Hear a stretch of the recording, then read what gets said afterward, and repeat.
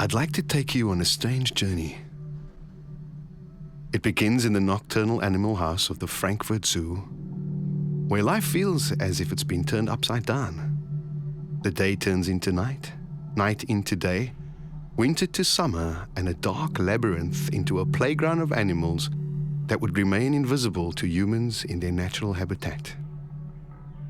One of these animals is the aardvark. At 70 kilograms and 1.7 meters long, the creature would be considered one of the most elusive animals in Africa. We must probably know more about Klingons than we do about the aardvark.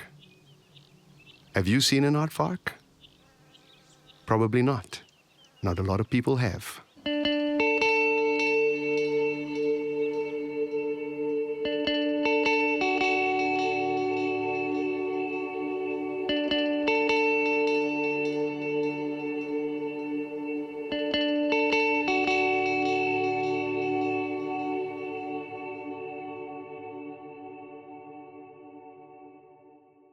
Look to the left, ma'am, you look to the right. You must look to the left. And here we go. Sure but slowly. Slowly but surely. It's showtime. We turn now to the left because we can't go to the right. Thank you very much. So I work now, tour guide, white steward, porter, sweeper, and every night sing in the pub. And in the midnight we're going up to take photos of the Aardvark.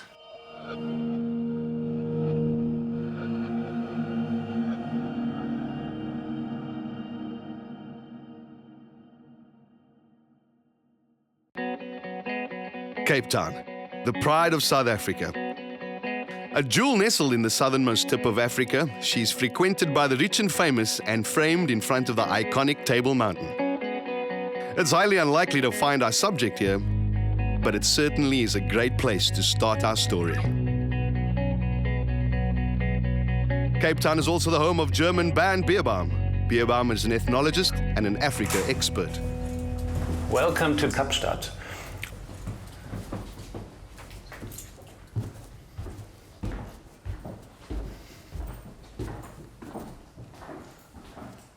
I first heard about the aardvark 11 years ago. I received an email from my former ethnology professor. She'd been living in West Africa back then, studying the mythology of different ethnic groups there. And apparently she'd stumbled over the aardvark again and again, and asked me whether I'd ever seen this animal. After that, I had it on the radar. And I thought to myself, okay, one day I'll find that beast. Seriously, that could take a while. At that time, the 021 magazine already existed. There was a night here in Bedford Street when I couldn't sleep. So I got up, sat behind the wheel, drove off, and after 3 hours, I arrived on the other side of the mountains.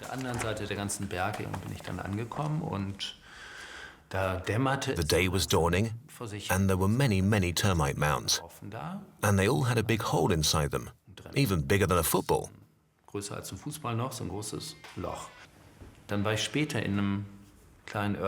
Later on, I was in a little village, Mikey'sfontein, where I got to know an entertainer. We started chatting, and I asked him what's the story with all these termite mounds with these holes. And he said that's the aardvark.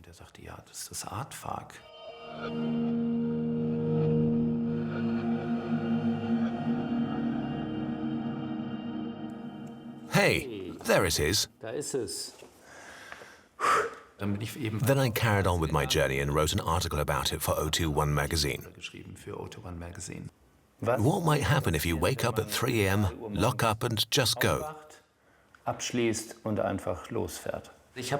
the years, I've seen a lot of things relating to the aardvark, but never the animal itself.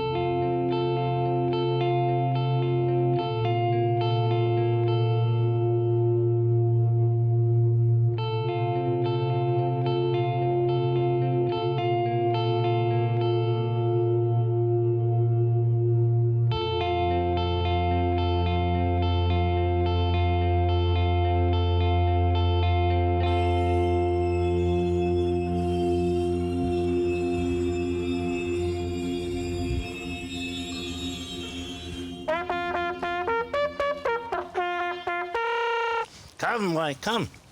Follow me.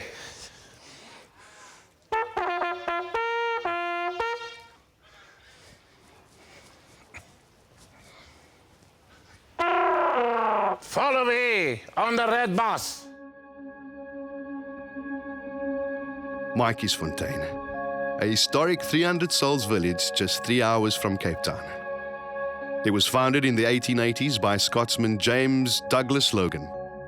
This is a less-known attraction in South Africa, a canvas of dreams, so to speak, filled with warm personalities and good people. And no matter where you are or where you're from, it makes you feel right at home. Because everything is possible in Mythical. We speak to the manager of the only hotel on the square, Mr. Johan Diepenaar. 30-odd years ago, and I can still remember the first time I saw an aardvark. I actually went out with my grandfather, and we went hunting. And I never in my life saw this animal, and I got a fright, because being a little boy and you see this animal with this long snout, and you think, and I actually wanted to shoot it, and my grandfather said, no, leave it. And I said, why? Look at that thing. Look at the nails of that thing. It's going to attack us. He said, it's a peaceful animal. Just leave it. You will see it will walk away. And it walked away in the darkness. And it was, we went out at night. That's when it happened. And yeah, that's my first literally encounter with an aardvark, a scary moment in my life. I think it's difficult for people to understand if you haven't encountered the aardvark yet. And like a lot of people say, I love cats and they want a dog or a kitten. I just think an aardvark is certain people that will just love to see this animal. And if you get the opportunity, do it. If you encounter it, even better. I think it's like seeing your first big lion in the veld, but only in the Karoo, but a lion with a much smaller heart, if you want to compare the two with it. So I think, yeah, you travel far around the world, but you came to the best spot to come and look for an aardvark. I actually got one of the main residence aardvark here in our old bank of Mythical. So here's what you've been waiting for, to come and take a look at the Mythical aardvark. As you can see, this is now a storage area, but used to be a very busy little bank in Mythical of all the people from the region coming. And there is my friend, the Mythical aardvark.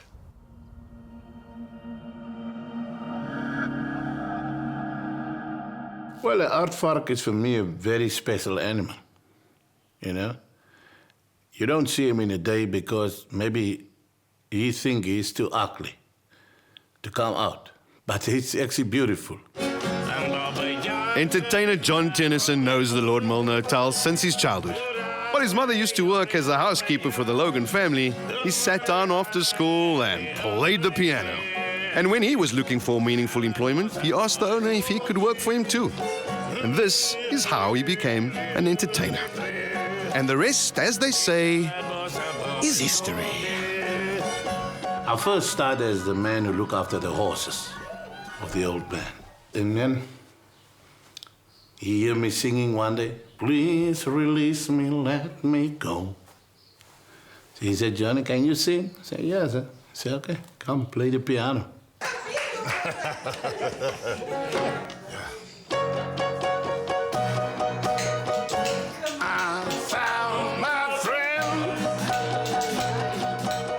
From there, I was entertainer. And that's 30 years back, baby. And I'm still got that passion.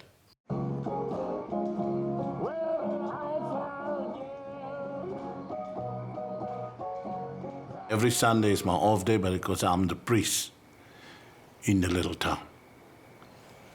I feel that healing soul.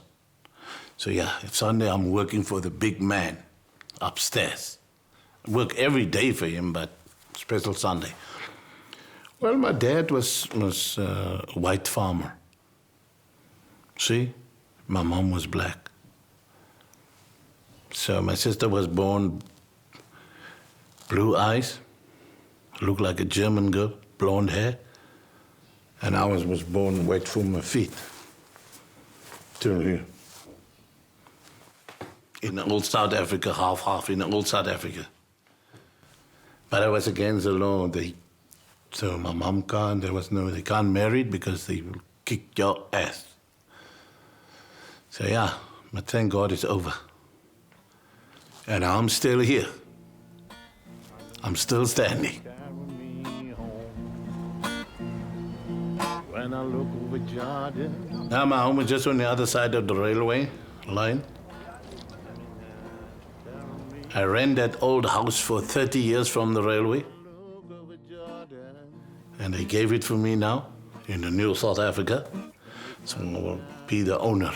When I'm an old man, I sit on my own stoop, looking at my flowers. Coming and carry me home. Oh, yes. Looking for the Aardvark. Straight to gym. Welcome to my Fontaine Week. Still looking for that Aardvark. But we got his head. Showtime! I have to take a shower now and get ready.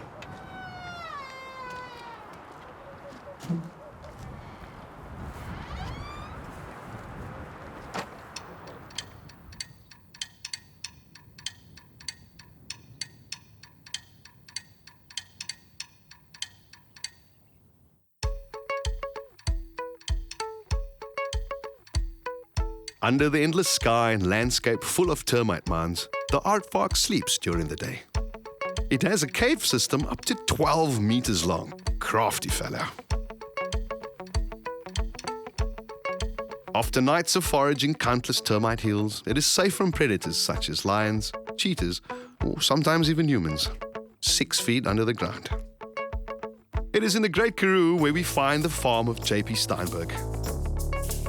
JP is the master of more than 4,000 hectares and 2,500 sheep.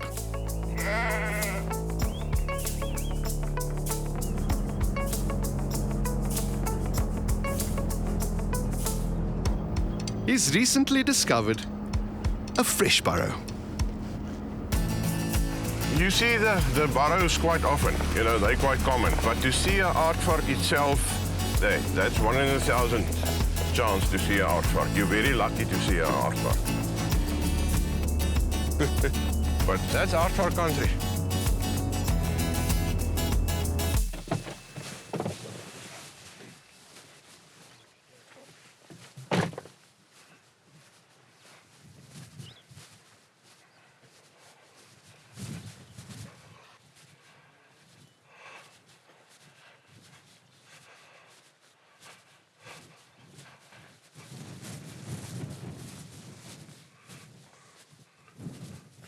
And here, you see the new fresh burrow, fairly fresh.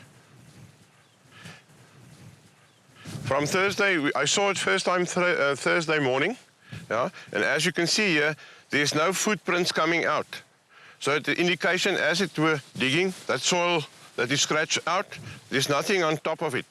So it must be still in the burrow. The chance is very good it's still inside here. Yeah, we can have a look, yeah?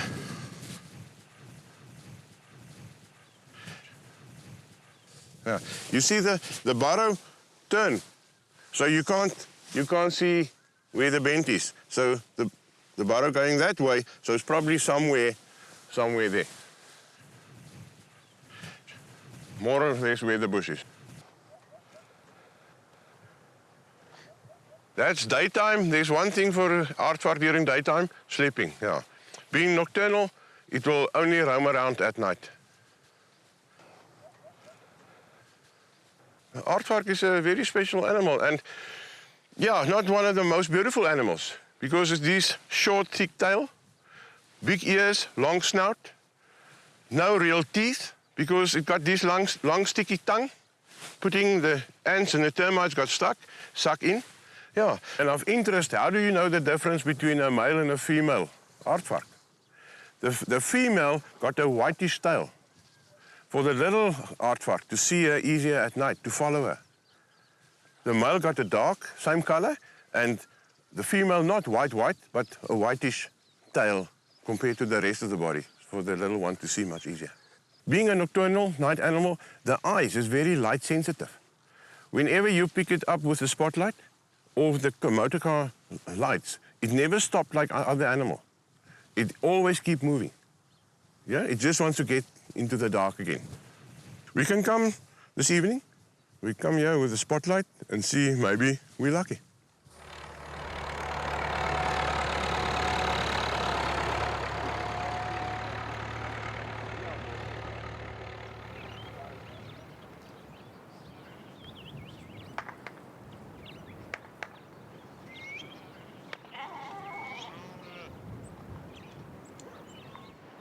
JP's sheep are a sought-after delicacy all over the world. The leaves of the fynbos bushes in the Karoo are extremely spicy and give the meat a very special taste. Esther, the wife of the farmer, loves preparing the Karoo lamb for their guests. Yeah, the aardvark eats termites, and it's amazing how big it is for eating termites only, you know. You would think that it would eat so much things to be have so much muscles. But I suppose it's the protein. Come.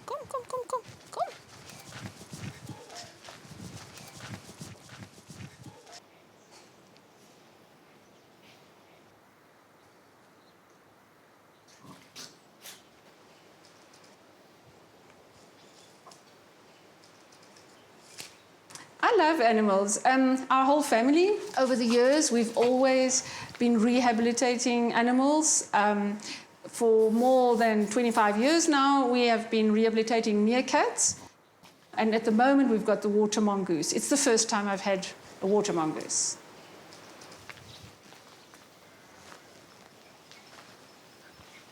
Well, I think the aardvark is rare for anybody. I think I've once had a vet here, and he is already in his 70s.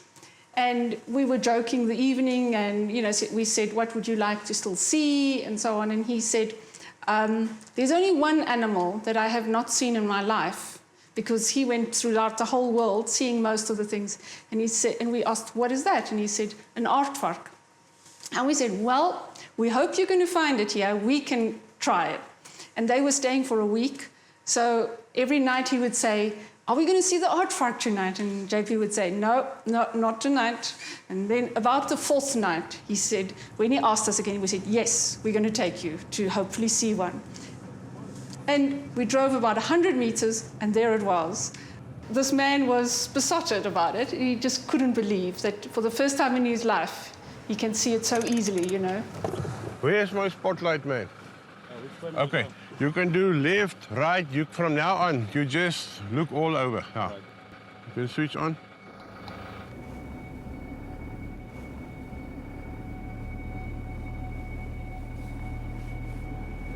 It's nighttime now, and we drive to the burrow again. The aardvark could be anywhere. Are we in the right place? Where's that rustling coming from? What's that behind the bush?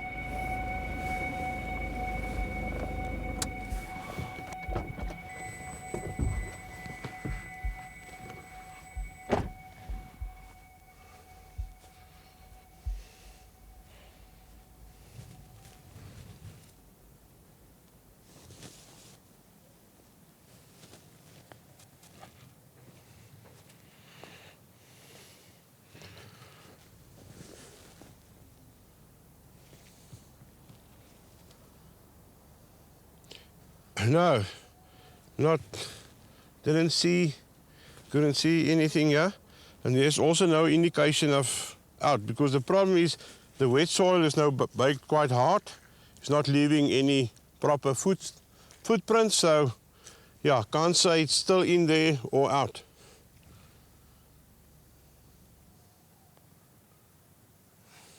We spent another few nights in front of the hole.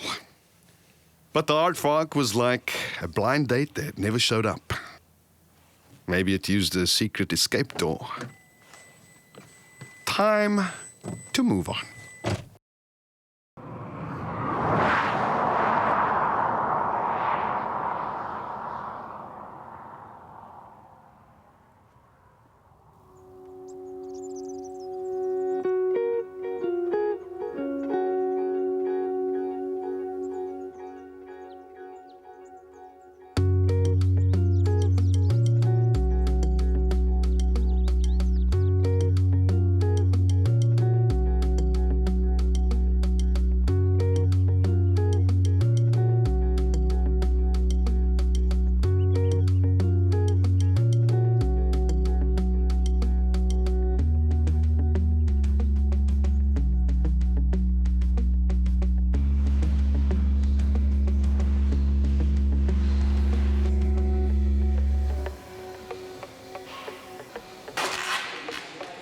there's a very special kind of person that becomes a taxidermist. All right.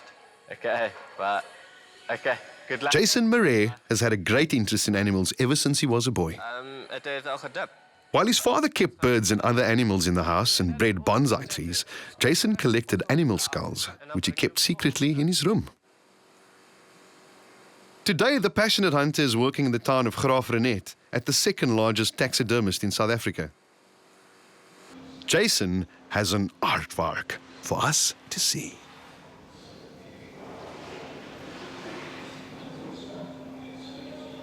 I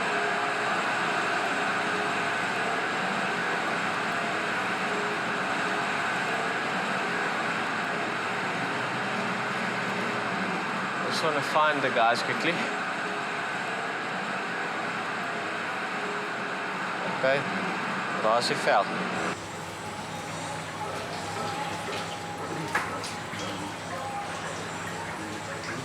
Yeah, it's just basically water, and then Elusive 1021 and fungicide, a wetting agent and a fungicide that they put in here. And then what it does is it softens the skin, and they'll shave it and then they'll tan it until they get the right thickness to be mounted on that side. You see it's got the hairs on the nose, little bristles, so I can feel vibrations of the termites. So there's quite a long tongue that it collects the termites. Long eyelashes, like a lady. They've got quite big claws, so they dig underneath fences and that. Unfortunately, they get in onto the roads. This one was a truck rode over it on the main road outside town, yeah? And the guys brought it in, but they're actually not allowed to have it because it's a protected species. They're not endangered, but they're not as many.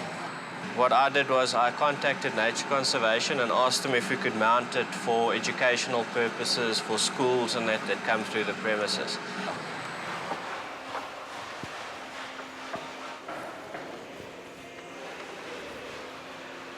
Waar is die spikes, kan jy net 'n spike?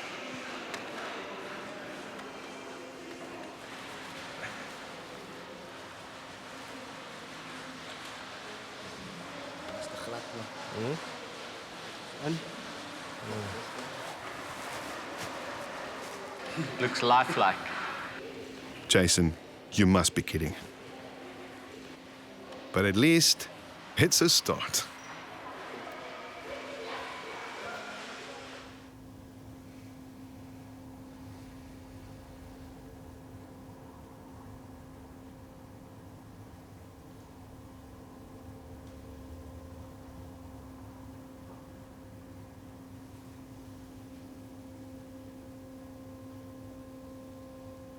My dream was to become a nature conservation or a vet, which never materialized. I never got around to going to study for it. So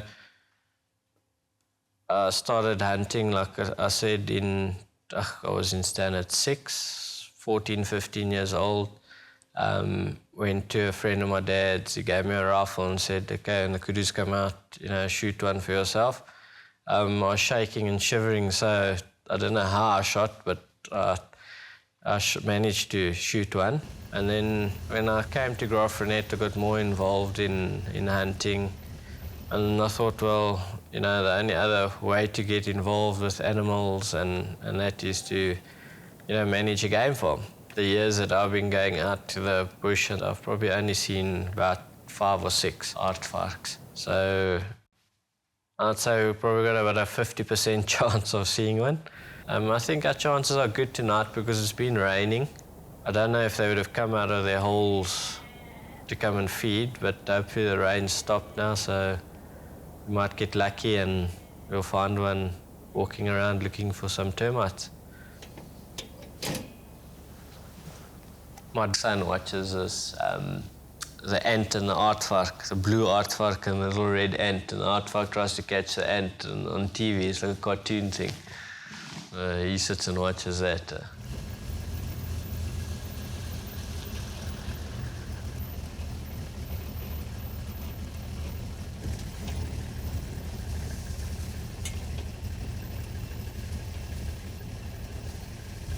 What is there? Scrub hair, that's what they call it. That's a bat-eared fox. There it runs.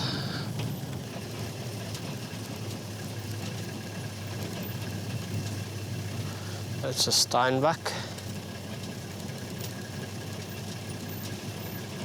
That's a spring hare. You can see it hopping up and down like a kangaroo. Looks like a duiker. Grey duiker.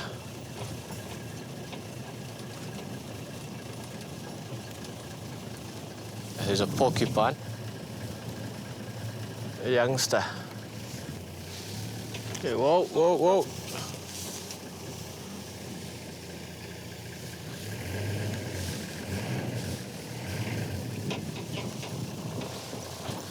Yeah, there's a lot of activity. So it's good signs. We've a lot of spring hare out, bat-eared fox, genets. So there's a lot of activity. Porcupine we saw. So there's a good chance that we'll see an aardvark tonight.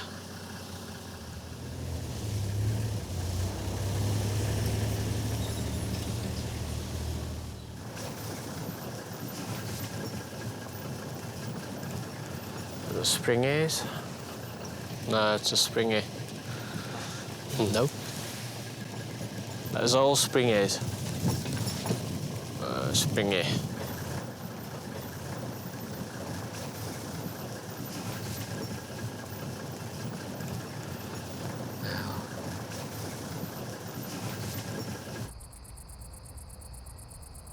Sometimes we need to stop, regroup, and try a new approach.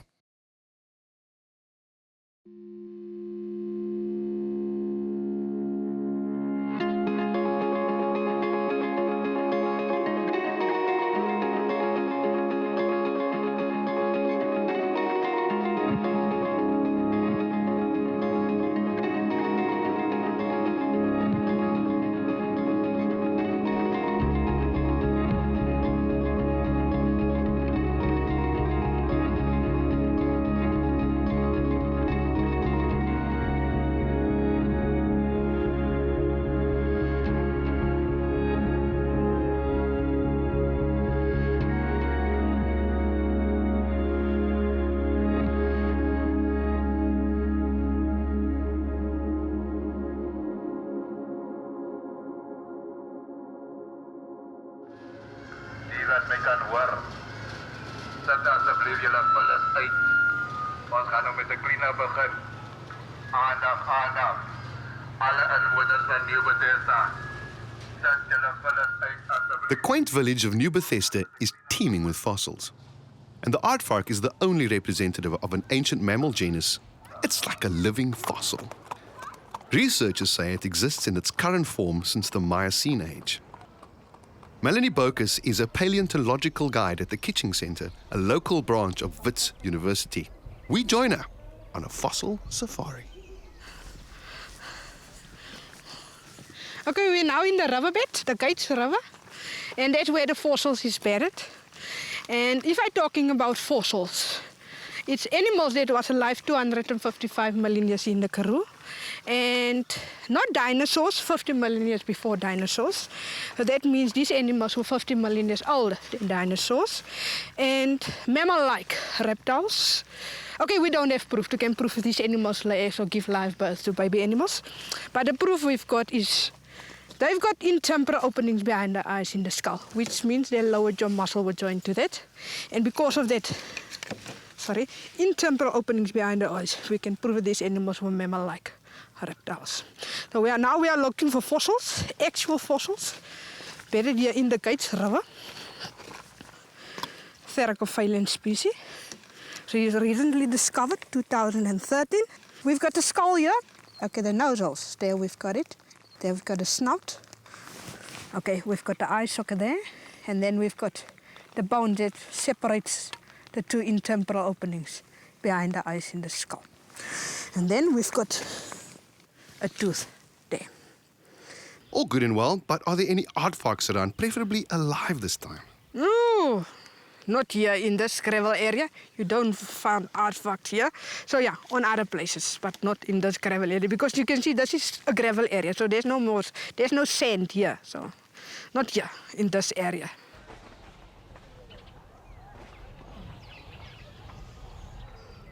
Bad news, there are no aardvarks here, neither primeval, nor dead or alive. We stay in New Bethesda for a while before we move along. At Andre Celier's in the brewery in Two Goats Deli, we try to gather ourselves and draw some new courage. How did Andre get here, and where did he come from? We've been living here now for 14 years, came out of Cape Town. So that's what we basically do for a living, is to run the brewery. We also milk goats and cows, make cheese, which is served in the restaurant. And then also roast coffee, I keep bees, we make honey. Yeah, there are many different facets to what we do here, which is all adds to the flavour of the place. You know, everybody has this dream of living in the country and living a country lifestyle, something more simple, more closer to the earth and so on. Previously, when I lived in Cape Town, I was a lecturer there, economics lecturer. And you sort of look into the future and you see for yourself, okay, where is this going? Am I going to be 50 and still doing this? And I just saw that and I thought to myself, no, I don't want to be doing that. I want to be a little bit more in charge of my own life and what I do. Does he actually know why we are here and what exactly we are doing? You thought you were going to see Aardvark. So nothing happened last night either? Nothing? Eh?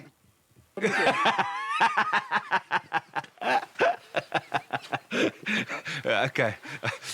Nothing, I guess. And they're going to look at you and think, this guy probably doesn't even know where to look for an Aardvark in any case. Okay. And what's... Oh, this is made out of felt. Eh? That's very nice. Okay, well, there we go.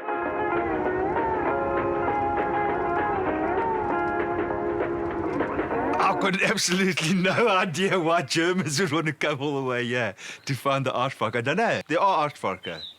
You sure? Eh? No, well, as I told you, I mean, I've seen one in 14 years, and that was just by pure chance. I think I was leaving to go somewhere like really early in the morning, like 3 in the morning, which I wouldn't normally be out at, and just saw it on the side of the road. And I doubt whether a lot of the farmers even out here that have lived here their entire lives see more than one every few years. So I think your chances are pretty close to nothing. Anyway, yeah, good luck. Yes, it does seem that we really need a lot of luck if we still want to find the Aardvark.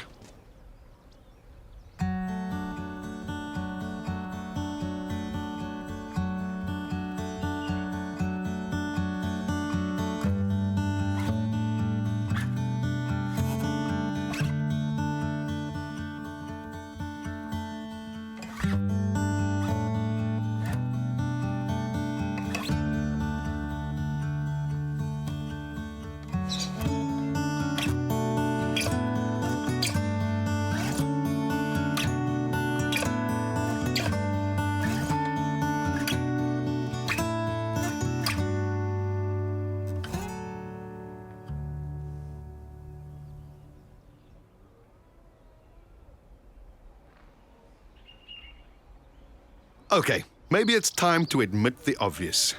We urgently need professional help. We hope to find it at the South African Tracker Academy. Students from across Southern Africa learn here to identify animals, plants and soil in their seasonal cycle. This man, they said he will become the next master tracker. South Africa's legendary master tracker, Pokkie Bernardi, and his wife Janetta teach the students in the fine art of tracking and how it's been applied by the native Sand people for millennia. And it's good, you see. Do we finally get on the right track? Because there's a lot of stuff here inside.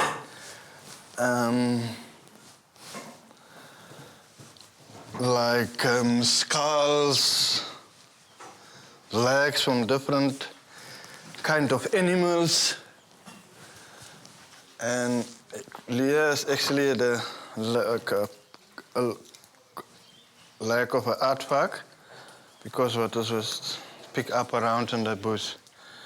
So you see the nice strong claws. And these claws they dig very, very fast with these strong claws. So more than when a man can dig with a spade, they dig more faster, this one with these strong claws. They walk only in the night.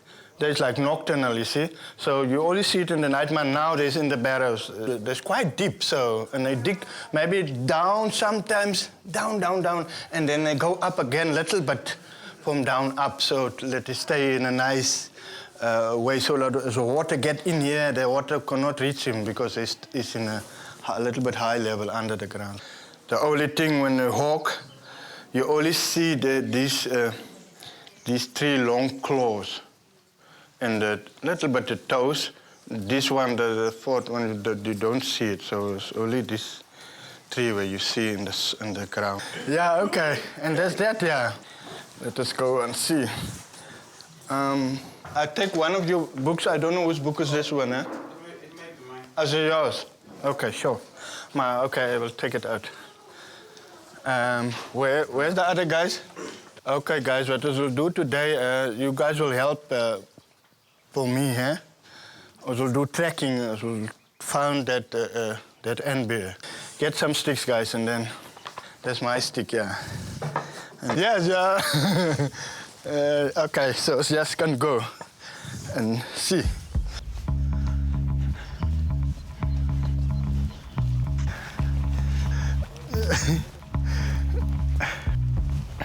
Yeah. A track of baited folks. Yeah, this one. Very fresh, that one, yeah. Early this morning. Maybe some guys must be a little bit slower, huh? Not all the guys. Yeah, you must look very careful, eh? Yeah. Yeah. Still going here. Yeah, you must look careful. You're getting something. Oh, yes, it's another one. Okay, from the Aardvark. Okay, good. Well done. See, they've always like 3 toes in the back, and you see it's 4. There's another just small claw what show out, point out. I will just follow and see how far it goes. Yeah, they will maybe walk a lot of circles now. I'm pointing in that direction, this way. Eating here. Okay, now they go in this way. Or maybe they turn and come like that. You see? They go there and turning. Lot of circles that they go. That end bear, they walk like 12 kilometers they walk in the night. Other guys can come this side, some guys. That end bear, they change directions quick. Check quick where this track's going and what direction. You see? So this one today, I'll get this one. A porcupine was going down there.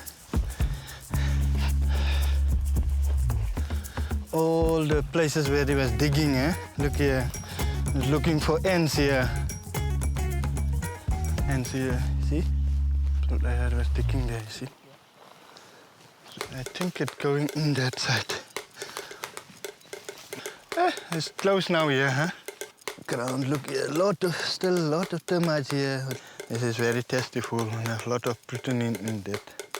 2,000 ants of maybe termites. The normal rate is 2,000, what I eat per night, so. Check where they're dropping, you see? I think, yeah. Huh? That's the droppings, how the droppings look like. So they look exactly like the soil. Maybe I can push a little bit here and see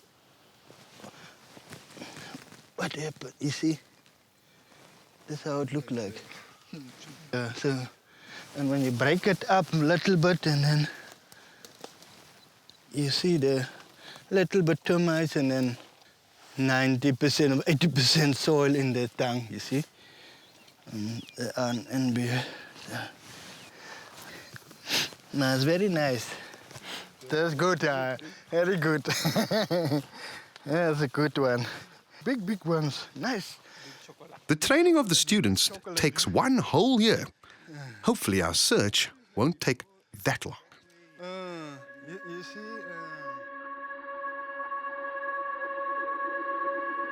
The Kamdabu Mountains, the Green Mountains. There lies Samara, a reserve as large as an entire city. Ranger Tendai Moyo knows all African animals. He's living in South Africa since 2007. His home country is Zimbabwe. He has trained elephants. Tendai loves working with animals, and even more so, sharing his knowledge about Africa.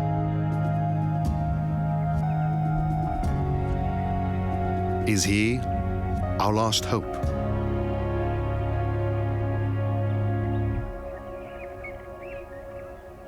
Before I came to Samara, I'd never seen an aardvark.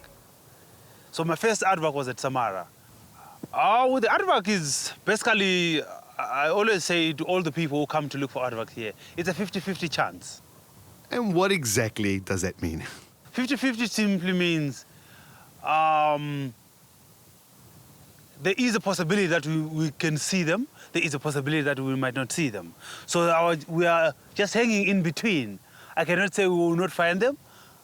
I cannot say we will find them. So we are in between. Basically in Zimbabwe, there is a lot of mythical stories around the aardvark. In Zimbabwe, it is believed it's one of the animals which is used by the witches, for witchcraft. So when I was young, I used to hear these stories from the elders that the witches would ride an aardvark. That was before I saw an aardvark. So before then, I used to think an aardvark was a bigger animal that someone can actually ride. So those are the mystical stories which you used to hear, that people who do witchcraft would use an aardvark they would ride them like horses, when they go and do the African magic thing. But I think they got that idea basically from the aardvark being a nocturnal animal, only coming out during the night.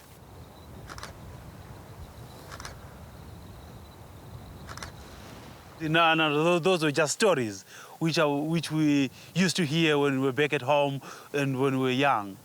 So being a ranger, it has opened my eyes a little bit to differentiate between a mythical story and the real stories.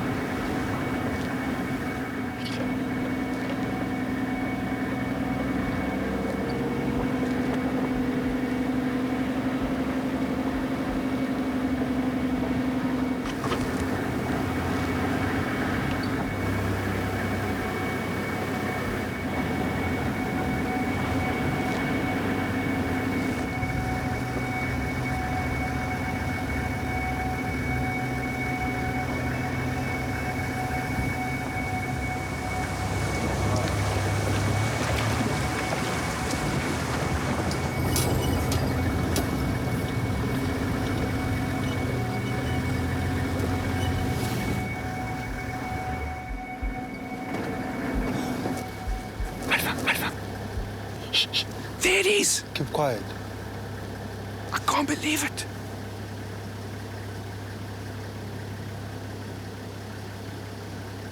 Follow it. Follow.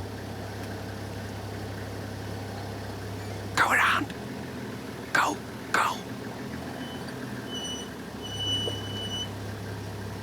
Shh. There it is. Follow it. Follow. It's gonna run.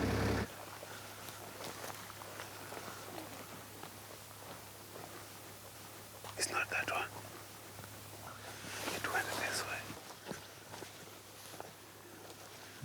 This side.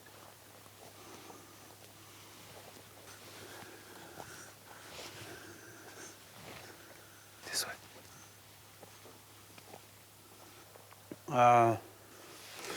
No, there's no chances now.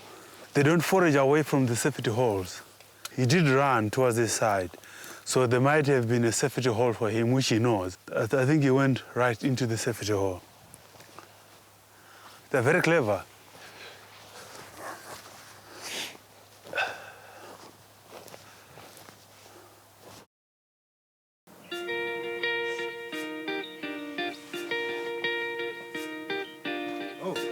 Look at the aardvark which you saw yesterday. Wow. Isn't it beautiful? Done. Succeeded. Box ticked. We've actually seen a real aardvark, and that's absolutely awesome, even if it was only for a moment.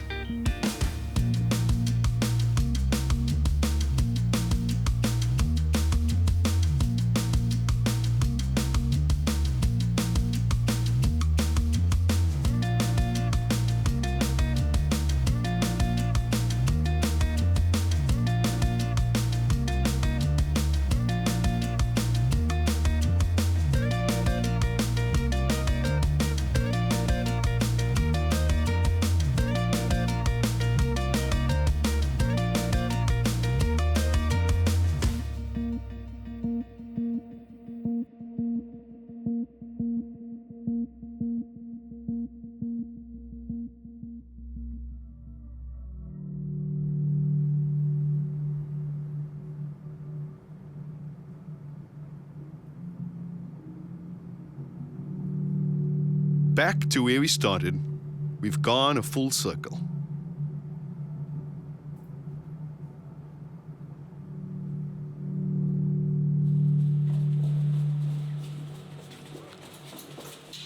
Astrid Paris is an area manager in the nocturnal animal house of the Frankfurt Zoo. In the early 90s, she succeeded in raising an aardvark by hand. She's probably spent more time with an aardvark than anyone alive. Ja, hallo, guten Morgen. Hello, good morning. Amina, my sweetheart. How are you doing? All good?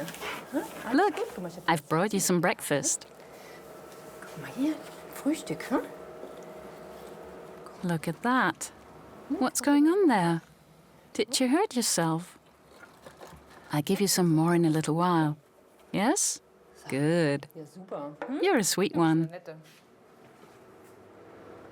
This is Ermina. She's been in Frankfurt since 2008. Even at the zoo, aardvarks are loners. In Europe, there are currently 63 aardvarks. Look, I don't have more locusts. You want some mealworms? Mehr hatte ich nicht, Heuschrecken. Willst du so vorbeißen? Nee? Are you upset now? Because it's been too little. Okay, not a problem. Kein Problem. Famous philosopher Ludwig Wittgenstein once said, "If a lion could speak, we could not understand him." It does make one wonder what Ermina thinks of all of that.